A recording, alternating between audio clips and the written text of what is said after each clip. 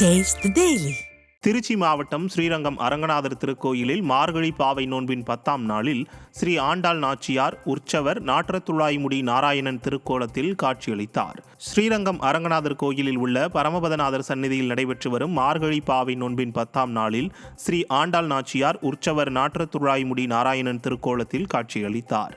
இந்த நிகழ்வில் ஏராளமான பக்தர்கள் கலந்து கொண்டு சாமி தரிசனம் செய்தனர். கடலூர் மாவட்டம் சிதம்பரம் அருகே சேதமடைந்துள்ள சாலையை சீரமைத்து தர அப்பகுதி மக்கள் வலியுறுத்தியுள்ளனர். சிதம்பரம் அருகே வேலக்குடி முதல் கொடியம்பாளையம் வரை உள்ள சாலை சில ஆண்டுகளாக சேதமடைந்துள்ளதாக பொதுமக்கள் குற்றம் சாட்டியுள்ளனர். இதனால் இப்பகுதியிலிருந்து பல கிராமங்களுக்கு செல்ல முடியாத நிலை ஏற்பட்டுள்ளது. சாலை இல்லாததால் தங்கள் ஊருக்கு அரசு பேருந்தும் வருவதில்லை என வேதனை தெரிவித்துள்ளனர். இந்த சாலை குண்டும் குழியுமாக உள்ளதால் வாகன ஓட்டிகள் அடிக்கடி விபத்தில் சிக்குவதாகவும் மக்கள் குற்றம் சாட்டியுள்ளனர். திறனற்ற திமுக அரசு மக்கள் நலனில் அக்கறையில்லாமல் செயல்படுவதாக பொதுமக்கள் குற்றம் சாட்டியுள்ளனர். திருவண்ணாமலை மாவட்டம் ஆரணி அருகே கழிவுநீர் தேங்கி தொற்றுநோய் ஏற்படுவதாக பொதுமக்கள் வேதனை தெரிவித்துள்ளனர். வேலம்பாடி ஊராட்சிக்கு உட்பட்ட பகுதிகளில் கால்வாய் மற்றும் சாலை வசதி இல்லாமல் கழிவுநீர் சாலையில் தேங்கி துர்நாற்றம் வீசுவதுடன் குழந்தைகள் முதல் முதியவர்கள் தொற்றுநோயால் பாதிக்கப்படுவதாகவும் வேதனை தெரிவித்தனர். இதுகுறித்து திமுக ஊராட்சி மன்ற தலைவரிடம் புகார் அளித்தும் கண்டுகொள்ளவில்லை என அப்பகுதியினர் குற்றம் சாட்டுகின்றனர். திறனற்ற ஸ்டாலின் அரசின் அதிகாரிகள் மக்கள் நலனில் அக்கறையின்றி செயல்படுவதாக குற்றச்சாட்டு எழுந்துள்ளது. சேலம் மாவட்டம் ஆத்தூர் அருகே தும்பல் ஆரம்ப சுகாதார நிலையத்தில் ஆம்புலன்ஸ் சேவை இல்லாததால் கர்ப்பிணி பெண் அவதியடைந்த சம்பவம் அதிர்ச்சியை ஏற்படுத்தி உள்ளது. பனைமடல் பகுதியை சேர்ந்த அஜித்குமாரின் மனைவி மஞ்சு பிரியா பிரசவத்திற்காக தும்பல் ஆரம்ப சுகாதார நிலையத்தில் அனுமதிக்கப்பட்டிருந்தார். இவரை உயர் சிகிச்சைக்காக சேலம் அரசு மருத்துவமனைக்கு கொண்டு செல்ல வேண்டிய நிலையில் 108 ஆம்புலன்ஸ் வசதி இல்லாததால் கர்ப்பிணி பெண் அவதியடைந்தார்.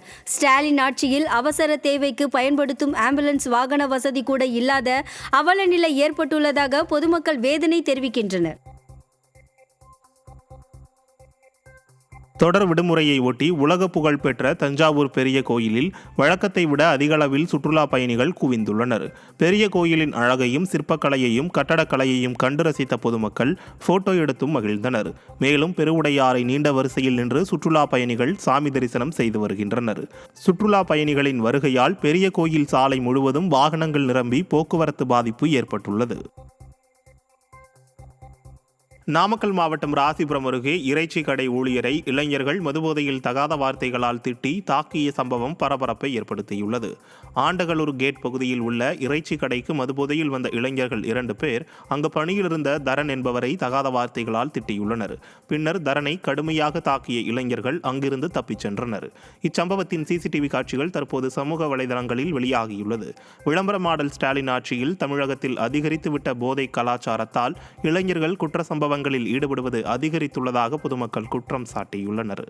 கடலூர் மாவட்டம் திட்டக்குடி அருகே புதிதாக கட்டப்பட்ட மேல்நிலை நீர்த்தேக்க தொட்டியை அதிமுக நிர்வாகிகள் பொதுமக்களின் பயன்பாட்டிற்கு கொண்டு வந்தனர்.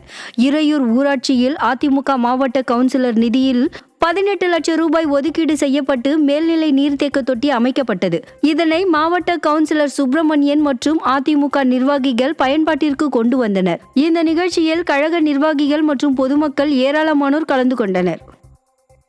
திருப்பத்தூர் மாவட்டம் வாணியம்பாடி அருகே பாலாற்றில் நுரை பொங்கி ஓடும் வெள்ள நீரை அதிமுக சட்டமன்ற உறுப்பினர் செந்தில்குமார் ஆய்வு மேற்கொண்டார்.